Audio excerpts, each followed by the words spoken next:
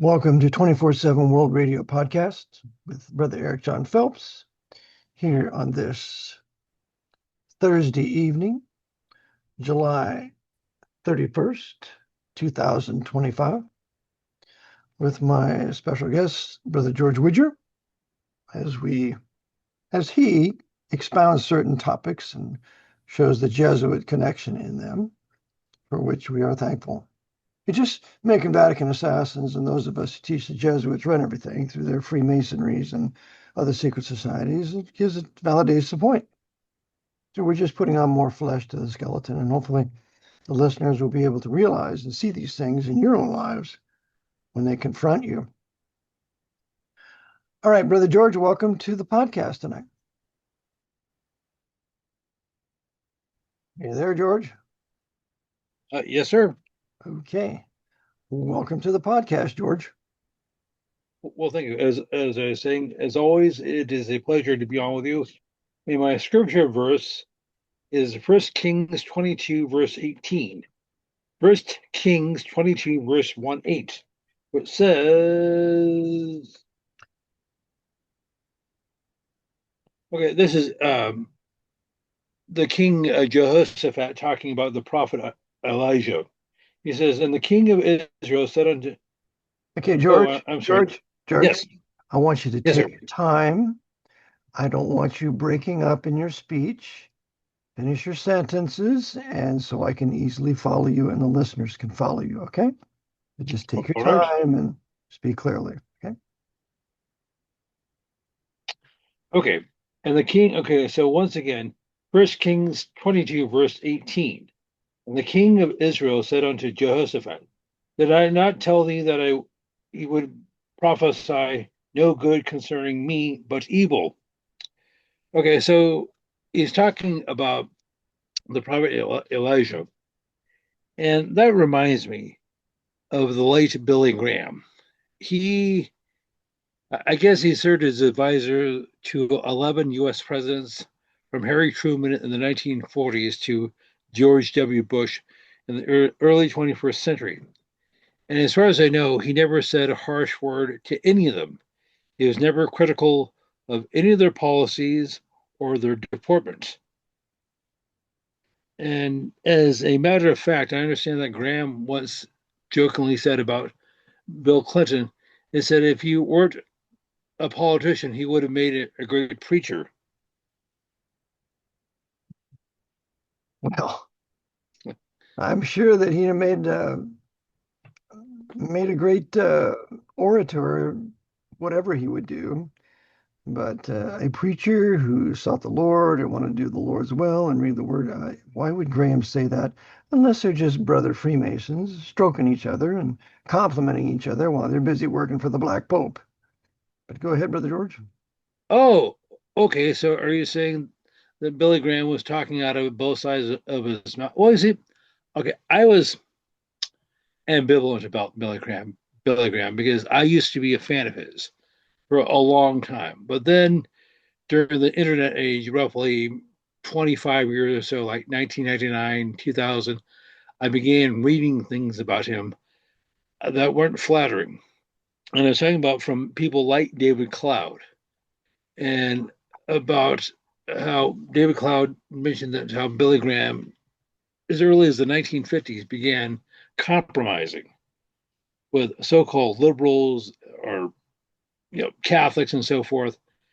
And he started during the 1950s, that decade, he started allowing Catholics to come to his crusades. He would contact his organization, the Billy Graham Evangelistic Association, would contact local Catholic dioceses and said, hey, would you mind sending priests out to our events? So when people make a profession of faith, we can turn them back to the church or to the Catholic Church. And this apostasy got worse in each subsequent decade. So, uh, so I went from being a big fan of Billy Graham to, well, not so much. Yeah, well, I maintain the two best works on Billy Graham One was written by David Cloud, who has disassociated from me and refuses to send me anything anymore because I guess I'm a racist and racist and a bigot and a sexist. Who knows? And the other thing is that the other author that has done a really great job is Kathy Burns, Dr. Kathy Burns, on Billy Graham and his friends.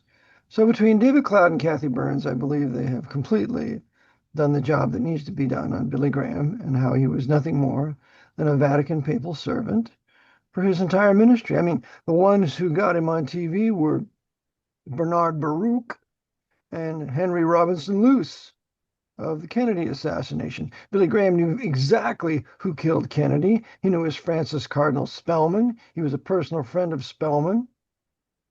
So he's another fake Protestant, another papal stooge, deceiving Protestant and Baptist people, Southern Baptists as far as he's concerned, in this country to bring the wayward back to the Holy Father. And he calls the Pope the greatest moral leader in the world. He was taken on he was awarded a papal award by the Belmont Abbey College. I have the picture of him taking the yoke of Rome there by some priest. He's totally given over to ecumenism and the reunion of all the churches under Rome, just as Kenneth Copeland's doing right now, to the further destruction of the country. So, in Western, white Protestant Western civilization. So, Billy Graham is a complete and total traitor, and we should remember him as such. Well, I think we've talked about Billy Graham before, shortly after his death, back in, well, actually, I started doing streams with you back in You're breaking 2019. up on me, So he George. died in George, you're 2018, breaking up just on me. short of his. Okay, George, Billy Graham. George, you're breaking up on me. Just speak clearly and finish your sentences. Okay, please. Okay, so all right, so there's nothing. Okay, Just take your the time. Just take connection your is time, all right? unstable, so maybe. Go ahead. Oh, so Billy Graham died back in 2018, so just short of his 100th birthday. And I remember reading all sorts of tributes about him from Christianity Today. And do you know what basically put Billy Graham on the map? No. How he basically became a household name? Well, he was doing a crusade in Los Angeles, and they didn't get a very big turnout the first night. And so the LA Times, which was a William Randolph Hearst publication, made the decision. They said, well, we want you to promote Billy Graham. So the actual word, they said, Puff Graham. Do a bunch of fluff pieces on him, talk about his life, talk about his family, talk about his marriage, and turn him basically into a celebrity. Now, if you know anything about the LA Times, that seems odd to say the least, because there is just about as wicked of a publication as you're going to find. But why would they be so complimentary towards Billy Graham, Yeah. Well, he's the brother in in the your opinion? lodge. He's the brother in the lodge. That's why, And he's going to unite all these liberals and heretics and infidels here in America, these anti-papal Christian people, Protestants and Baptists. He's going to bring us all together. And so that's exactly why they did it. And I remember his big pusher, his big backer was Bernard Baruch, a very evil, wicked B'nai B'rith Jew, high on Wall Street. And his master that groomed him for his position was the Irish Roman Catholic papal knight, um, Thomas Fortune Ryan. Thomas Fortune Ryan was head of over 100 corporations, and he was more powerful than Rockefeller. He was the one that tutored Bernard Baruch. And Bernard Baruch back then, Billy Graham, along with Henry Robinson Luce. Um, well, you know, I just read this before I came on air with you. I understand that the Vatican has decided to declare John Henry Cardinal Newman to be a doctor of the church.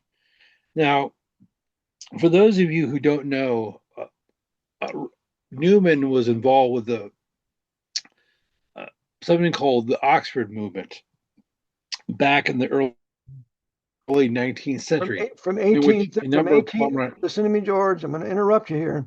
From 1833 to yes, 1845, that's the Oxford movement. It's exactly the same years of World War One, except a century removed.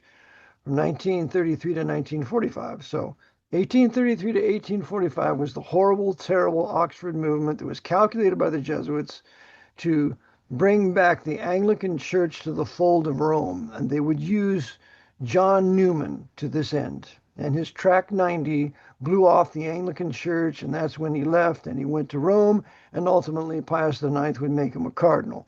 He was a complete and total traitor to the Anglican Church and the 39 Articles.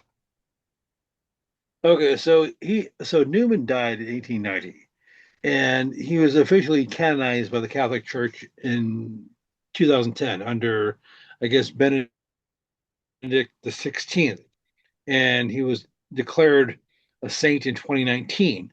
Well, there's an update on this story. This actually yesterday, Benedict the 14th declared him to be a doctor of the church, meaning I I guess it means that his writings are considered to be authoritative in terms of articulating Catholic doctrines.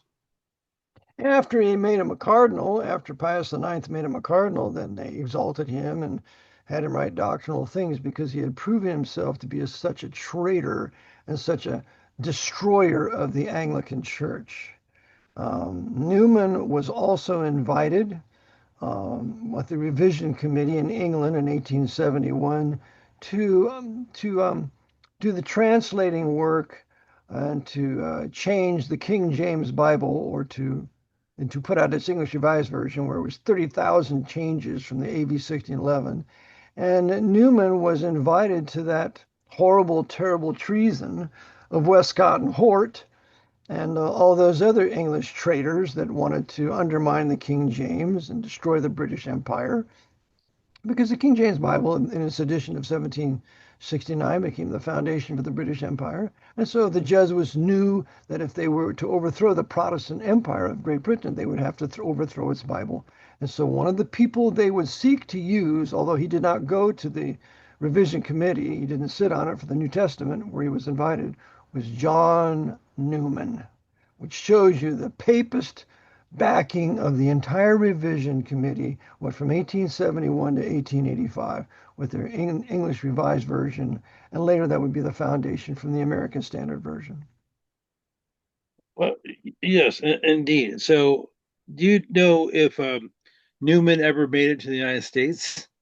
I've not.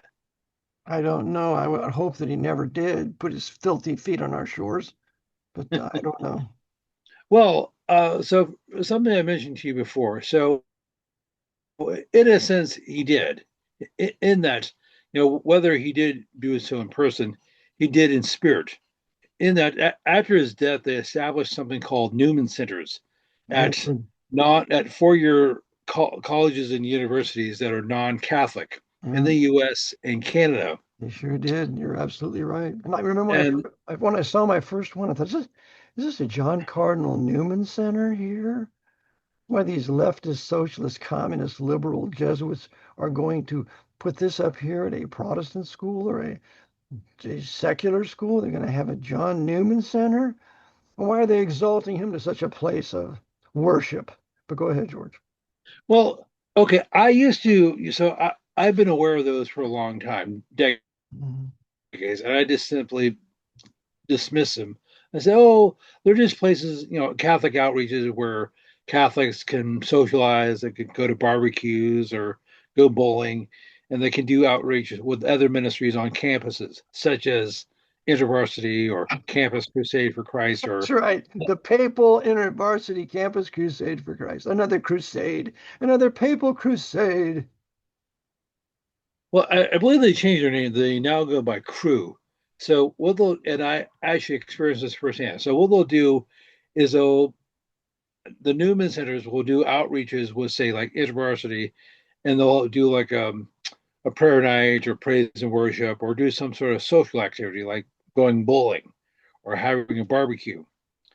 And so what these are just simply fronts for the Catholic Church.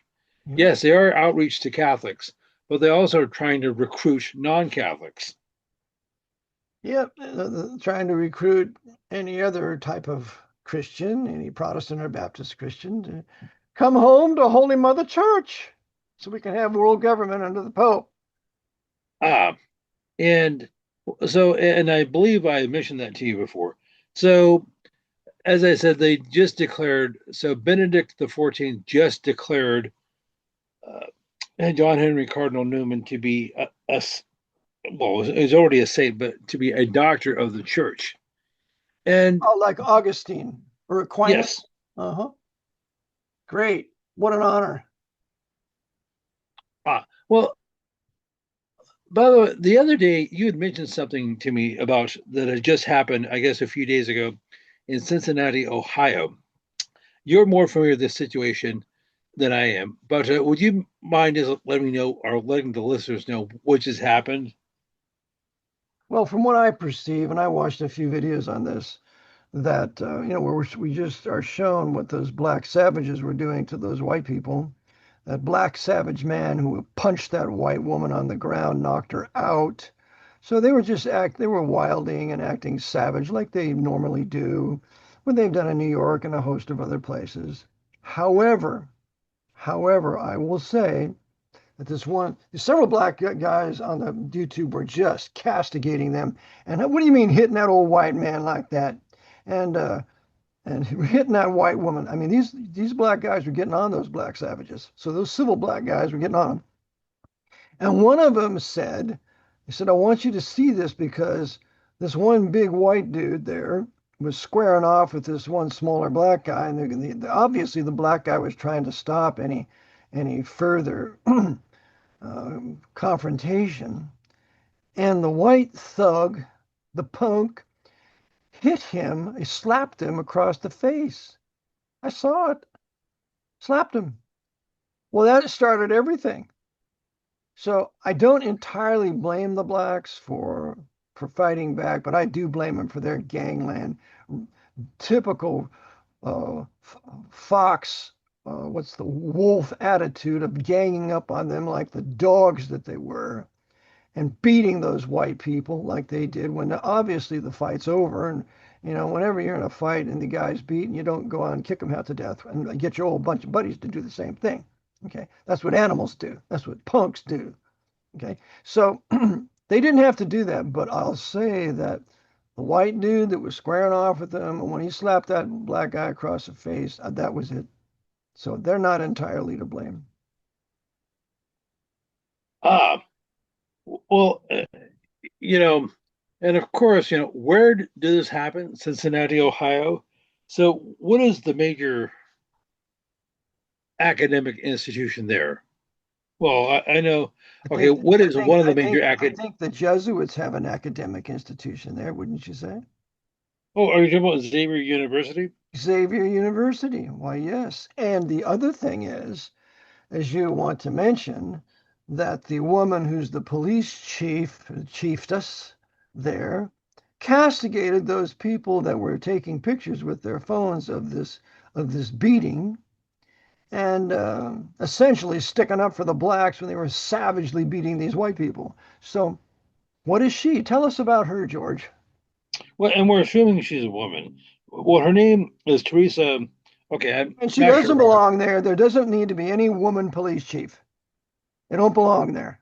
I had a guy that supported me for years. He says the women should never be cops out on the street. Never. It's always a problem. So they should never be a police chief either. And if that's sexist, so be it. You have no Okay, and I'm business not being there. It takes men with manhood and courage to be a police chief. My father was one of them. So go ahead. okay. I'm not sure how you pronounce her last name, and maybe somebody can correct me on it. But it's spelled Theetge. Tej, I want to guess, or Uh, however you pronounce her name. And she looks as if that she probably would have a hard time doing 10 push-ups or running a mile. So, in addition to being a she's just woman, another feminazi, another feminist. That's bringing the judgment of God upon us, because any country that's run by women and children is under national judgment. And there is no country more so run by women that I can see, at least in these offices, than the United States. It's awful. But go ahead, George. Okay, so yes, and as I said, she got her undergrad degree from Xavier University. So it's just, she's a Jesuitess. So she's there. She's the Jesuit orders head of the police in Cincinnati, right? Because that's how it is. My brother told me once that the Archbishop of San Francisco was the head of the San Francisco PD, and my brother happened to be a policeman all of his life. So the archbishops, the Jesuits, wherever, they're running the PDs, they're running police departments. Yes, such as Cincinnati, Ohio, Absolutely. such as When we San got Francisco. crime over there, there's so much crime because the Jesuits and the police maybe just arrest them and let them go. Wherever the Jesuits rule, there's going to be crime and agitation and murder and theft, and until they finally get what they want, and that's a dictatorship that's going to be new right. And they're pulling this off in every major city right now. Go ahead, George. Ah, and well, this took place, I believe, on Monday, if I'm not mistaken. But there was, I guess, on that day, I guess Monday the 28th, there was a shooting in New York City at the Blackstone office in New York City, in which something like four people were murdered, including an off-duty police officer. Okay, well, I'm going to interrupt here. I saw in the news last night with the Fox News that the guy went into the NFL headquarters. So I guess he went to the wrong place in the building. But there was the story that he had been damaged as a football player, but he was never a professional football player, but he had brain damage, and that he wanted to, shoot up the NFL. But I didn't hear anything about BlackRock last night. That's new. I didn't hear that. But Oh, and they also, one other thing they wanted to do, because we gotta make this guy a white guy. So so the Jesuit orders MSNBC and CNN says a man, apparently a white man, went in with an AR-15 and started shooting up the place. The guy's no more white than any other brown skin or black guy that I've ever seen. He's obviously black, so they want to portray these shooters with these guns as they're white. These wicked white extremists with their guns, and all the more reason to take them from them. So, but he wasn't white. And now we didn't get an apology for that either. We white people didn't get an apology for that accusation. So what do you expect? Go ahead, George. okay. So, anyhow, the commissioner of the New York City police officer is Jessica Tisch, Tisch. She's Jewish, but she doesn't have a law enforcement background. And So she has no law enforcement background, and she is what now, George? she's the commissioner of the New York City Police Department. Commissioner of the New York City Police Department, and she's a Jewess with no police background. How do you think all those Irish Catholic cops in New York feel about that? Hmm. They're happy. Yeah, they're furious about it. And who appointed her to this position anyway? Eric Adams. Eric Adams. And what's he? He's a Prince Hall Black. Prince Hall Black. So now we have the blacks and the Jews oppressing the whites of New York City, which is exactly what the Jesuits want to give the appearance of to further build the new right. However, I need to make a qualification.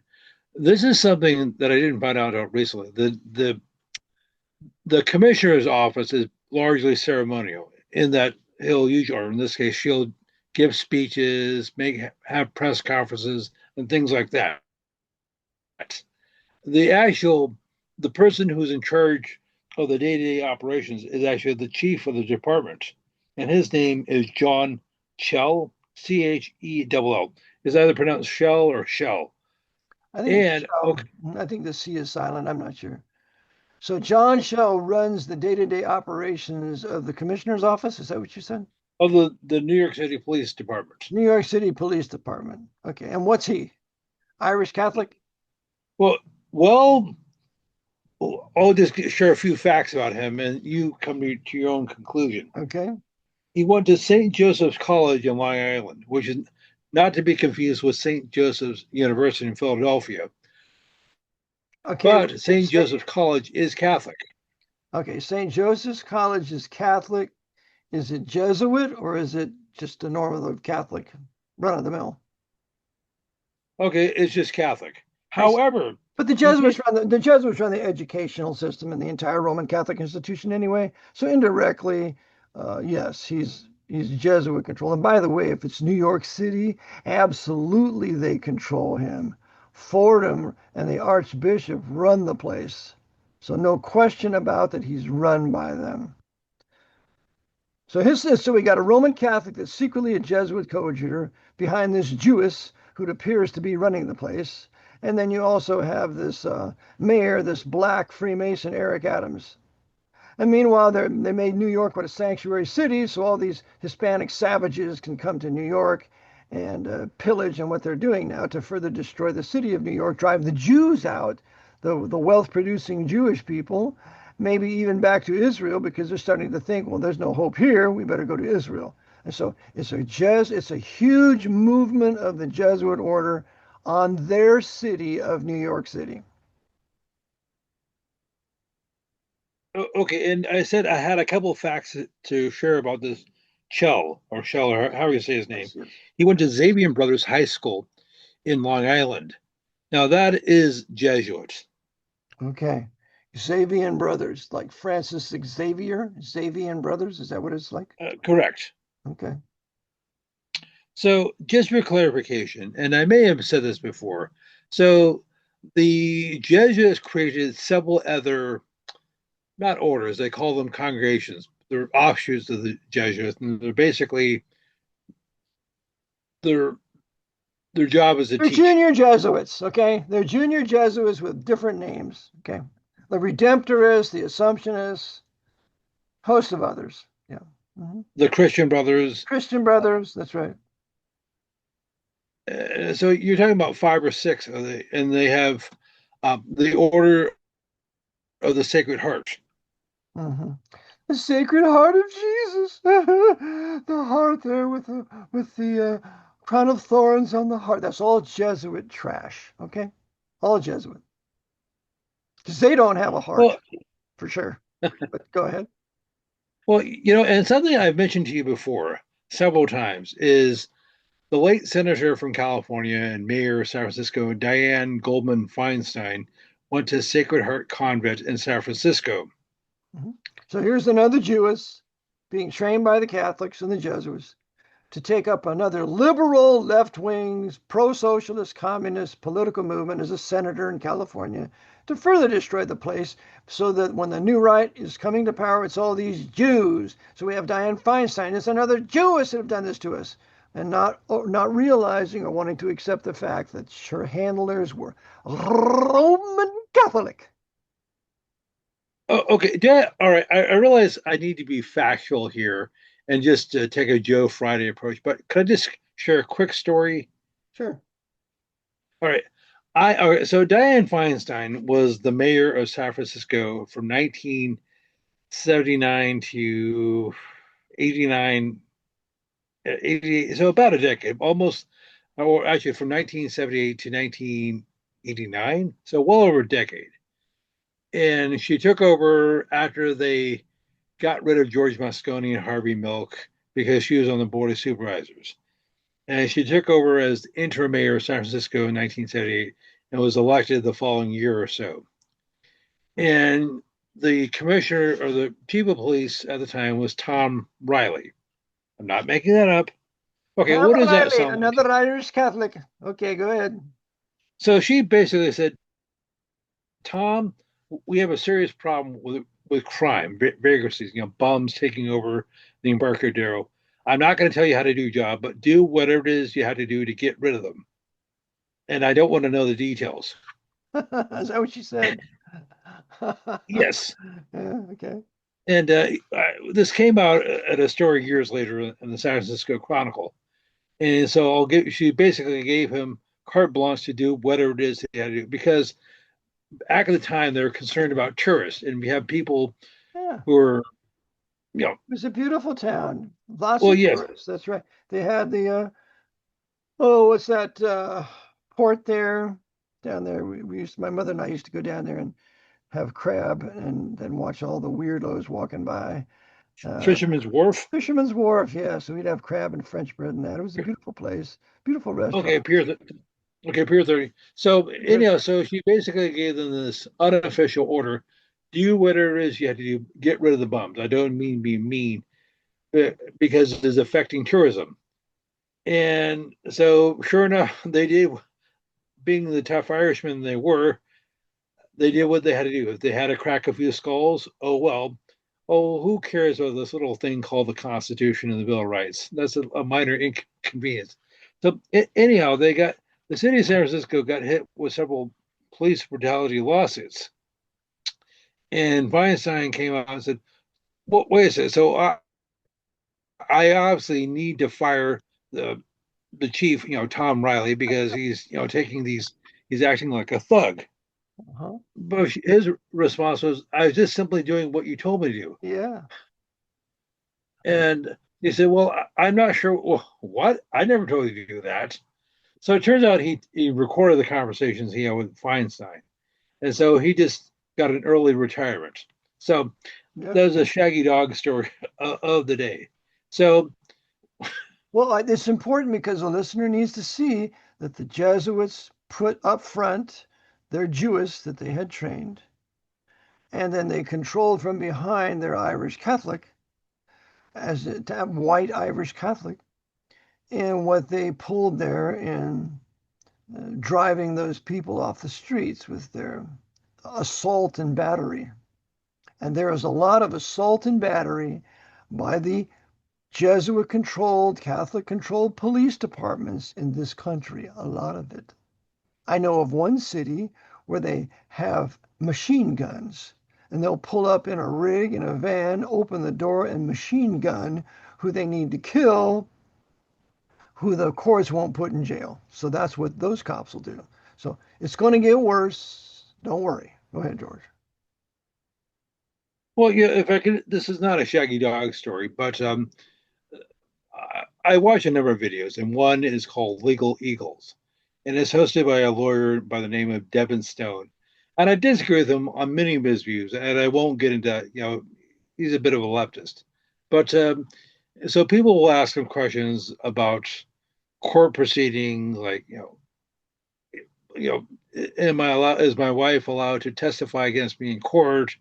Or what do I do if I'm pulled over by the cops and I've actually done something illegal, things like that. And so he's recently answered the question about the Fifth Amendment and regarding Jeffrey Epstein. And I guess there's a video that's circulating from years ago where Epstein was testifying at a civil trial, and the lawyer asked him a question, and I said, I take the fifth on that. So I bring this up because that's very interesting, because the whole idea of the Fifth Amendment, according to Stone, is based on English common law. Specifically, it goes back to 17th century Puritan England, Puritan England, because the also Puritan, Magna Carta. Magna Carta of 1215 talks about that too. well, Magna Charta. well, okay, yes, does go back that far, but it basically came about in the form that we recognize about 400 years ago. Yeah, at the So time of that's the an time of the interesting. English at the time of the English Reformation with the Puritans. That's correct. Thank God Okay, for the so that's Puritans. Yes, thank God for the Puritans. We wouldn't have white Protestant Western civilization without them, especially Oliver Cromwell. But go ahead. okay. So I just thought I'd throw out that little factoid.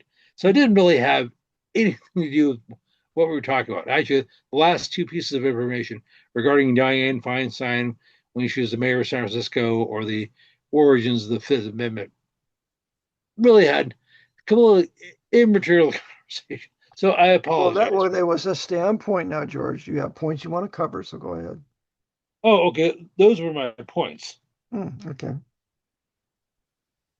And so You sent me an email, have these George. Send me an agitations. email. You said I'm going to cover this. I'm going to cover this, and I cover this, and so there are more points to cover. So go ahead. Okay. So yes, I do send you. So just to let the listeners know, I send Brother Eric an email, usually the night before, to discuss the topics I would like to cover. But invariably, something will happen. I'll read something or hear about somebody dying and say, oh, I probably should bring that up. So, Okay, but so go ahead, that is George. why. Go ahead. Let's go to the next topics. Okay, let's just do that. Right? All right. Okay. So, anyhow, I don't have anything concrete on this, but I guess the other day, former Major League Baseball player Ryan Sandberg died, and he's in the Baseball Hall of Fame. He spent the bulk of his career with the Chicago Cubs, and I don't have anything really definitive on him, all other than he was relatively young. He was 65 years old, and I guess he died of pancreatic cancer. Yeah, he died of a parasitic And infection. It's a pancreatic cancer is a parasitic infection of the pancreas because it's been weakened by eating too much sugar, and the Isles of Langerhans are destroyed. They can't make insulin, and so the parasites go to the weakened part of the body and start feasting. And so it's very important that anybody who comes down with cancer has to do a parasite cleanse. So we need to think of cancer as primarily parasites and fungus. Go ahead, George. okay, but I'm not sure how much money he was worth, but I'm sure he could have found this out. Yes, he could have. But I guess for some reason he decided not to follow through. And well, I guess he probably went the allopathic route. Of And course. He went to the route of the Holy Office of the Medical Inquisition, as fully explained by Robert Mendelssohn in his great work, Confessions of a Medical Heretic. But go ahead. okay. And so you said that Sandberg probably most likely died of a parasitic uh, infection. That's right. Okay, so the way to correct that would have done a cleanse.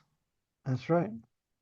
I make a special black walnut tincture every September, and I make about 5 gallons of it, of the black walnut trees that are out here.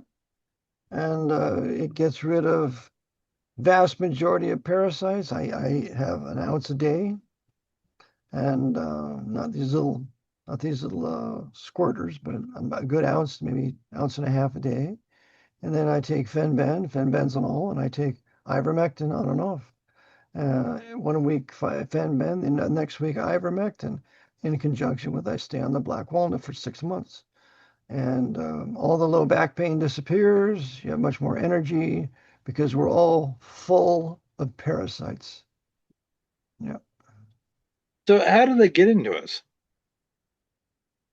Well, there's one way to get parasites, in that you have to have fellowship with a racist, a sexist, and a bigot. And if you have any kind of fellowship with those kinds of people, you get parasites right away. So I'm sure, George, that I am the cause of your parasitic infection. Oh, No, okay. Could there be another way? sure, you get it from animals. When a dog licks you, the saliva goes into your skin, to the pores of your skin. The microscopic parasites get into your bloodstream. They travel to your small intestine, and then they start to grow there. The big helminths start to produce all their parasites, and then the parasites doing the job that nature has designed them to do is going after and destroying weak organs, weak systems. So that's what they do. And so you have to parasite cleanse. I have another book by an Italian doctor. This is Cancer as a Fungus. It's very erudite, and I have a very hard time trying to understand his terms, but he proves that cancer is a fungus because the parasite pierces the cell wall. The weakened cell wall is pierced by the parasite. The fungus moves in, and then the DNA is altered in the cell, and the cell starts producing a hybrid. It's part plant, it's part man. And so these hybrid cells are cancer cells, trophoblast cells, and they don't mend with your regular cells. And so when they keep reproducing, the field of repair does not shut off, and you're going to have a tumor. And that's the how the workings of cancer really is. Hmm. Okay, so is there, besides doing a cleanse, are there other things to where we can mitigate against them or not actually contract the parasites? No, you're going to contract parasites no matter what. I mean, you got to with all this fornication out here, you have this universal fornication that these people are spreading parasites and fungus left and right. I noticed some of these prostitutes, they have a white coated tongue of thrush or fungus. They're full of fungus infection. So they got fungus, they have parasites, and so they become a, an individual that's infecting the culture. That's why prostitution should be outlawed, not only because it's immoral, but because it's damaging to the health of any culture. And so you can't have sexual immorality. You can't exalt pornography. You can't exalt prostitution. You can't exalt any of these sexual proclivities. I mean, Hollywood is the evangelist of fornication. You can't be given over to that because it's going to make you sick. And if you go from partner to partner, you will have parasites and you will have cancer. In fact, black men have 11% more prostate cancer than white men do because black men are rolling from one woman to the next. And so they pick up these parasites and fungus from these different women, and it infects their prostates and other portions, testicles, testicle cancer, and which results in parasitic infection and the horrible, terrible, agonizing death of dying of cancer, overseen and aided on by the Pope's medical inquisition that's going to torture you to death with cutting, burning, and drugging. Ah, so your recommendation, or so what you're basically saying is pretty much a fait accompli. We are going to contract parasites, Yeah. but there are things we can do to minimize the likelihood of that happening. Also, there are things we can do after that's happened And through a another one, I parasitic wouldn't eat cleanse. any pork. Pork's full of parasites, trichinosis, you name it. I would stay away from pork. I believe that the dietary laws for Israel were good. I'm not under them, but there's some good advice there. Same way with the Muslims. They don't eat any pork. So the pork has got to go. It's full of parasites and they don't, those animals don't sweat. They have to sit in mud. That's why he says, I'm sweating like a pig. They don't sweat. I mean, it's an unclean animal that's full of parasites, and we just can't eat. Another bottom feeder of fishes, bottom feeder of seafood, like crab and lobster. All that's got to be out there, full of parasites. They're bottom feeders. They're junk eaters, and so we need to revamp our diet and do the killing of parasites on a regular basis. We need a parasite cleanse at least once every 6 months. And that parasite cleanse should last a good couple of weeks. I mean, I parasite cleanse for a month. I parasite cleanse on and off every month because you just never know. But I'll tell you what, I lost all my low back pain and I was in agony. But so that I recommend any man that's in low back pain, you better start parasite cleansing with black walnut. Get some Fenbin and ivermectin and get all those parasites out. It's going to take you a year to get them out, especially if you have any of these big parasites. You have these big helmets in you. Remember, the largest parasite taken out of any individual by a surgeon was 60 feet long. So people have them. They have these men, these white men have these big guts. I maintain it's not fat. I maintain they're full of a parasitic infection that's shocking. Dr. Gary Young, he attended a surgery one time, and this woman had parasites. And when the doctor cut her open, cut her belly open, the parasite shot by him and it hit the wall. There were so many of them under pressure. So she died, but it just shows the parasitic infection. The other thing is you get them from your animals. You get them from your dogs and your cats. If you're going to have animals, you got to keep those things parasite cleansed, or they're going to give you cancer, parasitic infection. So we need to do that. I think we're off to Well, a time. Sorry, I didn't mean to do that. the story you mentioned about the woman that had all these parasites that got out of her body, that sounds like a scene from a horror movie. Oh, these dogs licking the faces of these little children. What they don't know is they're getting parasites galore, and it's going to cause parasites go to the brain. They're causing ADD, or the parasites will begin to eat the brain tissue. It's awful. And these doctors don't want to tell you about parasitic infection because that's a big secret that if they keep that from you, they can continue to submit you to their drugs and their chemotherapy and their radiation and their surgery. We're going to cut off everything that has cancer so they can go buy their new Lexus or whatever they want to get. Okay, well, I know the last time we did a stream, we talked about the deaths of a couple of celebrities, Ozzy Osbourne and Hulk Hogan, aka Terry Bollea, or yeah, Mhm. Bollea. What was it? Osbourne's name was John Michael Osbourne, and you probably weren't shedding too many tears over Osbourne. Well, And they're pitiful. These men are die. They're condemned. They're lost, and they're doing what sinners do. But he was promoted in his wickedness, in the promotion of his noise. I don't call it music; it's noise for the demoralization of white Protestant culture, and that's how he was used by the Jesuits. And as far as what's his name, Hulk Hogan. I was watching a special on why certain wrestlers didn't like him, and Jesse Ventura came out and said that Hulk Hogan had betrayed him because Jesse Ventura wanted to set up some sort of union for wrestlers, and Hogan was against it and betrayed him, betrayed Jesse Ventura. So there's a story that our listeners need to check that out also. well, yes, I was aware of that. Mm. And however, I did bring them up again because of their deaths. Osborne died, I believe, of Parkinson's at the age of 76. And, well, most people, Parkinson's is an infection of the brain of bacteria, fungus, and parasites. That's all Parkinson's is. It's not metals. It's not aluminum. There might be some heavy metals, but what's doing the eating are some living organisms in that brain, and that's why they get worse over time. My father-in-law died of Parkinson's. um, well, anyhow, I bring them up. But so Osborne was 76 when he died. But if you think about it, for the general public, that's not really that old. But for a rock musician, that's ancient. Because something I mentioned to you before, this is something I heard on the BBC, the British Broadcast Corporation, back in 2010. On average, rock musicians live 25 years less than the general population. So to make it to be 76 as a rock musician is fairly impressive.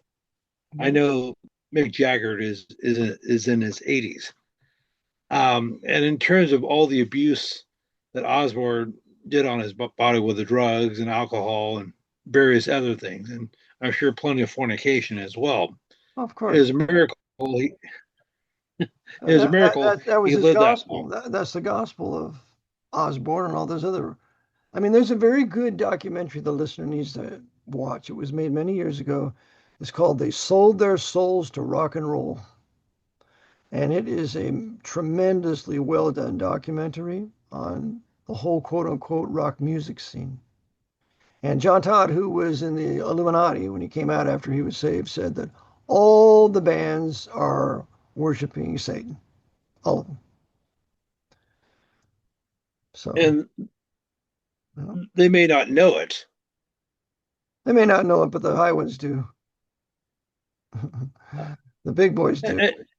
Well, it's sad because over the years, I'm sure you've probably known people who say, "Oh, I'm going to be the next rock star. I'm going to be, the next Tom Petty or Bruce Springsteen or whoever is popular, and I'm going to go to LA and I'm going to sign a contract and I'll get a deal." And I've known a few people who've done that, and they had to get a job driving a cab, selling insurance. They might be able to do some concerts like bars or farmers markets, but they never go anywhere. It has absolutely nothing to do with talent. They can play the guitar, they can sing, they can perhaps play multiple instruments, but you literally had to make a Faustian bargain, i.e., sell your soul to the devil if you want to make it in the entertainment industry. And well, let Of me just ask you, way back when, did you ever dream of being a rock star? course, I played lead guitar in a couple of bands when I was growing up. And I was in the San Francisco area, so the big bands were Tower of Power and Iron Butterfly and Chicago and Quicksilver Messenger Service.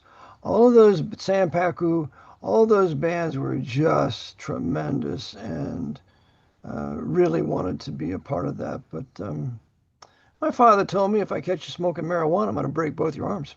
And I believed him. So he said, any of the guys in the band are smoking marijuana, just tell me. I'll come over and pick up your equipment. We get out of there. And I did. So I realized that I couldn't be there and still have a father that would sympathize with that lifestyle. So I decided that I can't do it, but I played with some very good musicians at one time.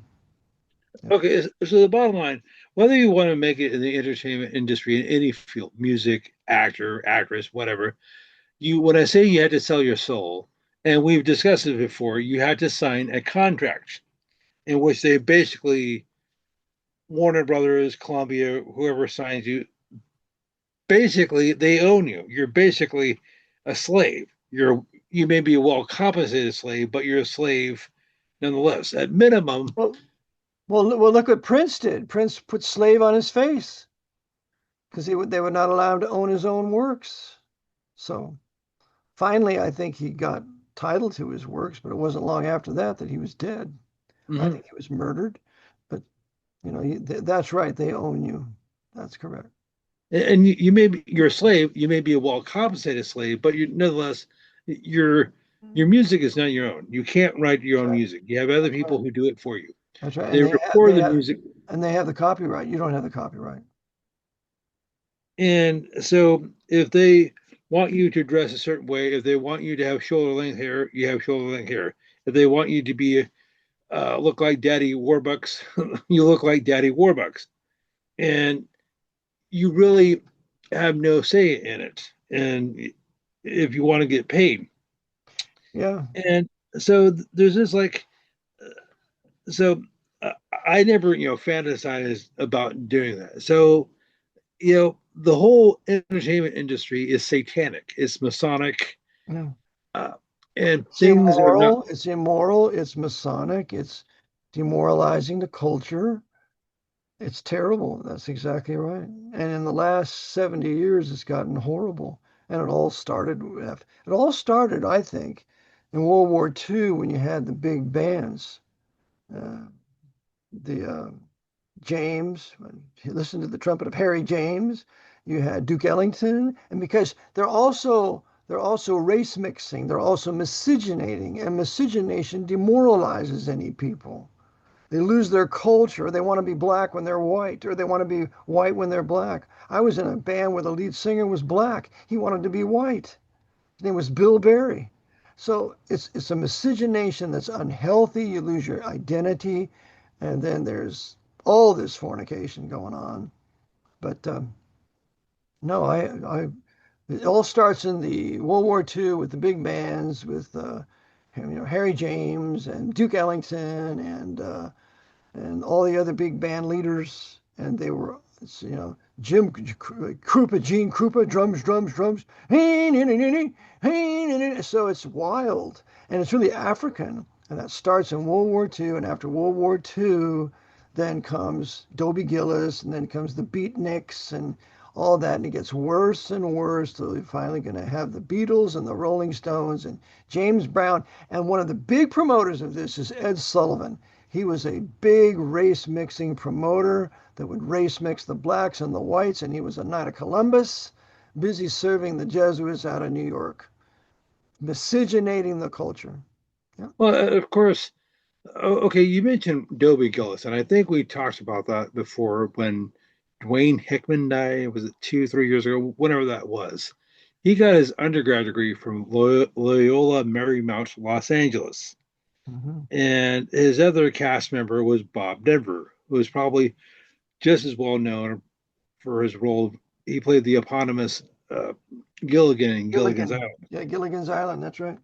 Well, Bob Denver also went to Loyola Marymount, Los Angeles. That makes sense. Yeah. And I think we talked before with that program. They all represent the seven deadly sins. Each one of those individuals, there's pride, there's lust, and it's all of them. And then Gilligan, he's the devil because he's the one that keeps her from getting off the island. There's a good recording on that you'll have to listen to sometime. Well, yes, I'll have to hunt that down. But people send me videos all the time, which I needed and articles I need to read. Okay, so anyhow, you made reference to Ed Sullivan, and we've discussed him before. Do you know what his wife's name was? No. Sylvia Weinstein. Oh, so he had a Jewess for a wife. That's that's par for the course. They got to combine the brilliant Jews with the Irish Catholics to have a duo that the Jesuits can continue with this, continue with their program of destroying Western civilization. And that's what Ed Sullivan did. Okay, well, if you think about his program, which ran from 1948 to 71, it served as a gateway to American pop culture. So between 1955 and 1970, just about anybody who was a big name in music or was going to be a big name in music was on that show. The He was Beatles. responsible for the Jackson Five, getting them on, getting them to be popular and famous. It all started with the Ed Sullivan Show. If people want to check it out, you just go to the movie, Netflix or whatever it is, and there's a special on Ed Sullivan, and just watch it. It's a documentary on him. And well, I realize that this uh, for the younger crowd, I may be sounding it may sound as if I'm talking a foreign language here because you're talking about things that happened 50, 60 years ago. However, they can go if they're curious, they can go up online and they can do YouTube searches on Ed Sullivan, the Beatles on Ed Sullivan, Elvis on Ed Sullivan, Yeah, just and watch so the documentaries. Learn something, get out a notepad and a pen, and start writing down the high points. Mhm. okay. So could I bring up something else? Sure, At least one more topic. sure. We got about another 5 minutes, Jordan, or George, 5 or 10. Well, Okay. been about an hour. We go ahead. Okay, so something I wanted to bring up is liberation theology. Now, we've not talked directly about that. We've talked about a similar concept, social justice. And I'm actually not going to talk about that. But this is basically liberation theology is essentially social justice in action, if you will. And as I said, I'm going to hold off on social justice. And Tapparelli, was it Luigi Tapparelli? He was Luigi supposed to. Tapparelli, the Jesuit, was the father of it. And what it is just more socialism and discrimination against white men to force racial miscegenation. And they're going to call that social justice. That's all it is. Okay, well, it's somewhat ironic. The whole concept of liberation theology came about during the 1960s in Latin America. So it was popular in the 60s and 70s. And it's ironic because the communist socialists love liberation theology, even Well, though remember, they hate, The Jesuits are the authors of liberation theology. yes. Okay, so let's let the listener know that. And so they depicted Jesus Christ as some sort of a revolutionary, and you know what they can do. It's just awful. But they're the ones responsible for that. And that's communism. Jesuit communism is nothing more than religious liberation theology. Okay, so there's basically five or six names they associate with liberation theology, and I'll be as quick as possible.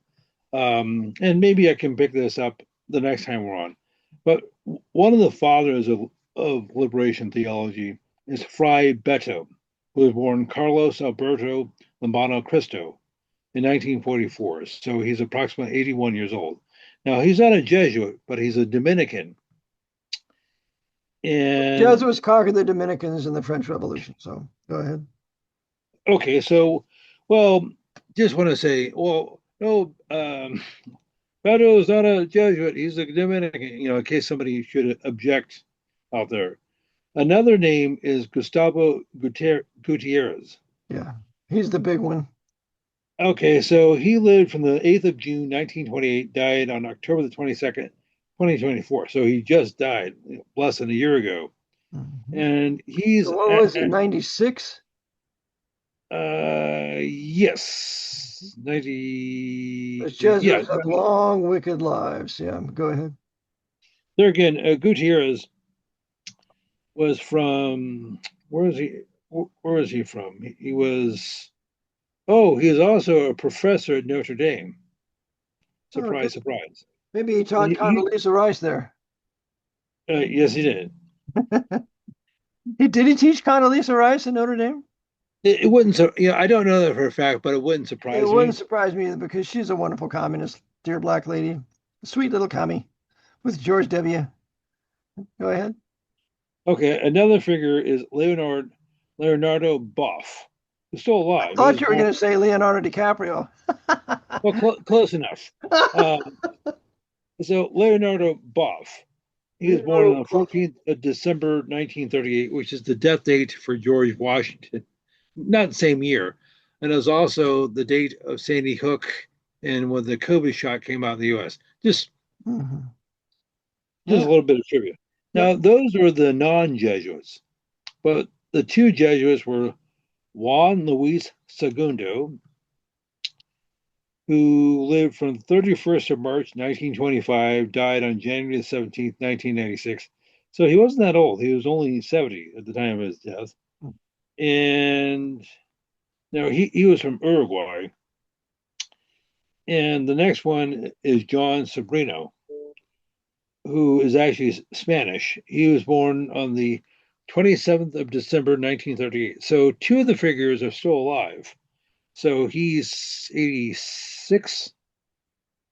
Well, I wonder And if they're happy what they've accomplished now, driving all those people in Central and South America up to North America, all founded in liberation theology. Is he happy about all that now? And we can have a Catholicized, mixed race, mixed North America. Is he happy about that? Of course he is. It's kind of Reformation. well, and of course, this is something I didn't know until recently, but people who advocated liberation theology were major opponents of Jim Crow in the U.S. South, Of course, and we can't have racial separation in any place. Can't have Jim Crow in the South. Can't have apartheid in South Africa with the view of them having their own country. I'm all for Jim Crow with the idea that blacks can have their own country, but it was a deliberate agitation, so that was not permitted. So the agitation led to the uncivil rights movement, and now the exaltation of black supremacy over whites. We live in a black supremacy culture. It's not white supremacy. And okay, so when the whole Jim Crow thing wanted to prevent that because the white men of the South knew that if they were forcibly race mixed with the blacks, it'd be over for them. And so again, the solution is racial separation unto nationhood. Give them a portion of South Carolina. Let it be black South Carolina. Give it half of them to it. They get to make a cut right across the strait of the state, so they get a port and they get airports, and let them have their own country. You need to realize they're never going to prosper unless they have their own country. But go ahead. okay. So how has liberated theology worked out in practice in real life? Yeah, you So tell what me. has been so how has it been applied? Well, one example of where it's been implemented is, is something that exists in my backyard, something called the Sonoma County Center for Justice and uh, Peace and Justice. It's founded in 1993 by an ex-priest and an ex-nun, and the ex-nun Alice Waco just died. She was like 94, I believe, and her husband Bill William McGee died about 15 years ago. Now they got married in 1974, but at the time he was a Catholic priest and she was a nun, so they had to get laitized. That means they're no longer they were given permission by the Catholic Church. Well, good for them. At least they did the right thing. They weren't living in fornication anymore. They got out of it. They got married and did something honorable. Good for them. Okay, so Bill, well, everybody still call, even though he's no longer a priest, everybody called him Father Bill. So, which was he still a priest? But well, anyhow, he actually got a job as a philosophy and a Latin teacher at a local community college, Santa Rosa JC. And so that's what he did for the rest of his life. And So as I said, in he taught 1993, communism and socialism and all those isms that are anti-Bible, anti-Christ, and destroying of the culture. Okay, go ahead. well, probably I never had Of him. Well, course, I don't know a university that doesn't. okay, so what does the Center for Peace and Justice do? Well, Well, they that what talk that about really means is a center for war and injustice. That's what it really is. It's exactly the opposite of what they say. But go ahead. okay, would you care to elaborate? Look at the fruit. Does it bring domestic peace and tranquility? Do families thrive? Is a middle class being built? Are white people safe to walk around? None of that happens in any place dominated by liberation theology or what's the other things we're dealing with here. None of it. uh well, exactly. So they basically, so what this place does is they have speakers, they show movies, they, documentaries, um, depending upon, what time of history. They talk about the death squads in Central America and the drug lords in South America, which were Yeah, created by, go ahead. you're going to say, Go ahead. I'm waiting. okay, which is like they said, well, gee, did you know that your dollars, funded the Sandinistas in Yeah. Nicaragua and Yeah. it was 13? I Yeah. know this because I've seen these documentaries before. And I said, wow, that's terrible. What can we do about it? Well, nothing. It's your U.S. government at work. It's your Okay, so military government.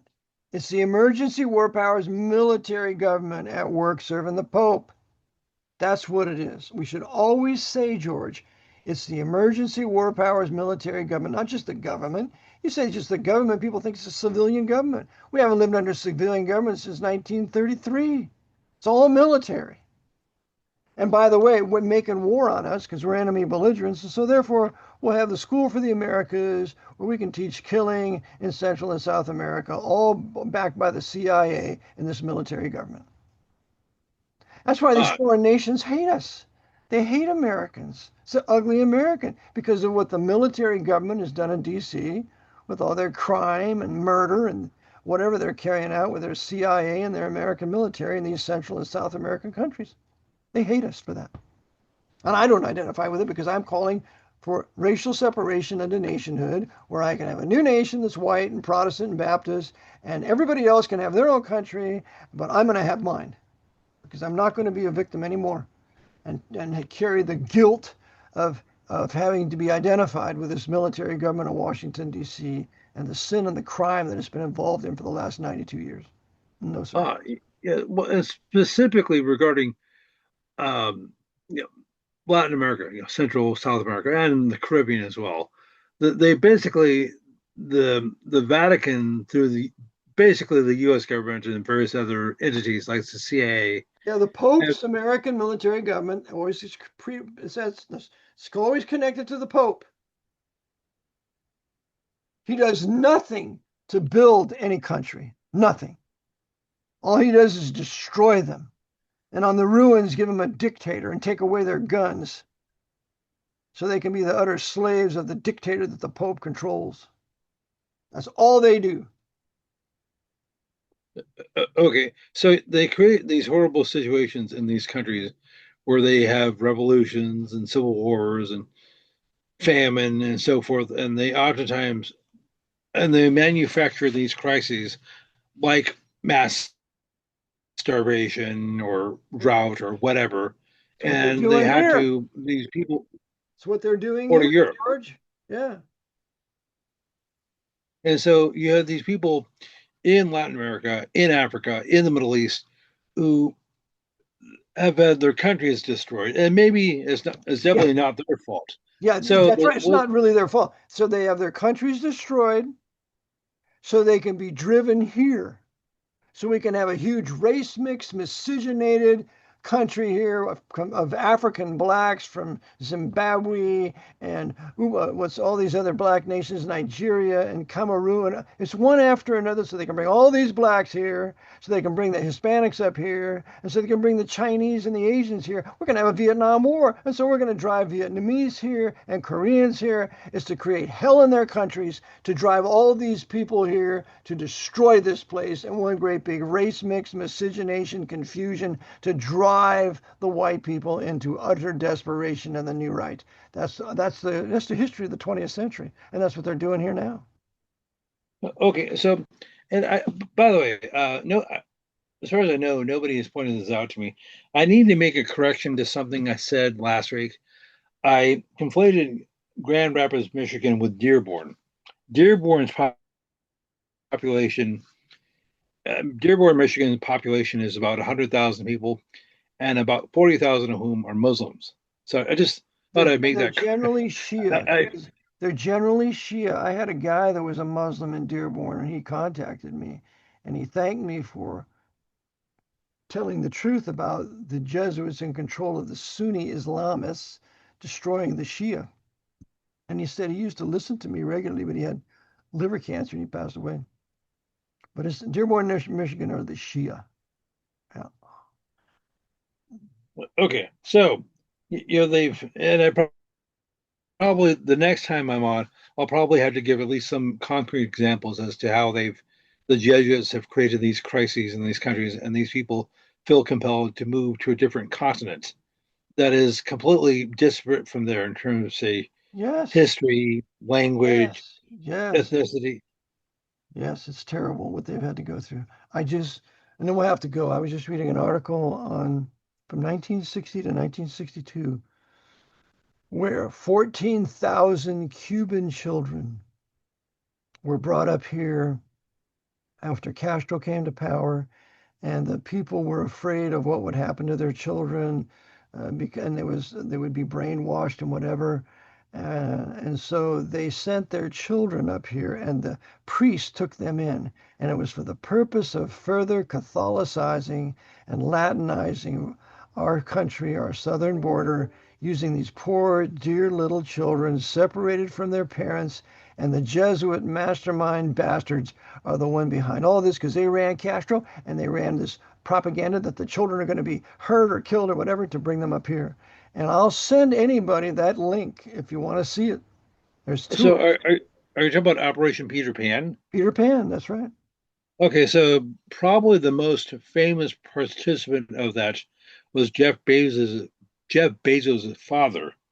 Oh, But that's not his real name. It's Jorgensen, I believe.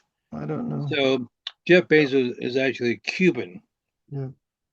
But it's just we have to do something. We ought to do a series on how the Jesuits have decided all of this riot, pillaging, gangs to drive these Hispanics up here because they really don't want to come. And they're going to go to concentration camps. All these Hispanics here are going to be going to the FEMA death camps. And that's what the Jesuits have for them that they created with Ronald Reagan and Oliver North. But anyway, we got to go, George. So give us a contact info and then we'll be on our way. Okay, so if people have any questions, comments, concerns, critiques, if they would like me to go over a topic or go over a topic again, please email me at my name, George Widger 1969 at gmail.com. That's George, George, Widger, Widger 1969 at gmail.com. If they didn't catch that, they can get it from you. All right, Brother George, thank you for being with us and the listeners tonight. And um, thank you for the information that you bring and this topics you bring up kind of bring to memory some other things in my mind. So I'm thankful that we kind of square off with each other and compliment with each other. So do you have anybody can send a gift to you, George? I mean, I have one gift that I've sent to you, but Well, I appreciate your prayers. okay, well, that's more important than anything. But money from the listeners is important too. They want you to receive it. So I just thank you if you send me the address and I send the check off. But maybe if you can get a Cash App or something, they could just send it directly to you. So that would be nice. Okay. Well, thank you. Okay. All right, Brother Eric John Phillips, thank you for tuning in. Again, this Thursday night, July 31st, 2025, with myself and Brother George Widger. Please send your donations to RBT, P.O. Box 306, Newmanstown, Pennsylvania 17073, or to my Cash App at #, Eric, ERIC, John, JON, Phelps, PHELPS. You can send again to that Cash App. And then also you can send to PayPal if you wish, and that would be rbpbdonate at comcast.net, rbpbdonate at comcast.net. And I appreciate your prayers. I want to thank you for your gifts. Brother Brian sent me a gift. Sister Angie, your dear little Korean sister in Christ, thank you for your gift. And thank you for the kindness that has been shown to us as we have these broadcasts. And we'll continue to do our duty in telling the hard, terrible truth that most people don't want to deal with, to the end that we might grow thereby and have a warfare, a battle by the power of the Spirit of God as we wage that war with the armor of the Spirit, as we read in Ephesians chapter 6. And so until the next time we meet, may the Lord bless you as you do his will according to his word, the AV 1611 Reformation English Bible. Until then, Maranatha. Okay. Well, God bless, brother.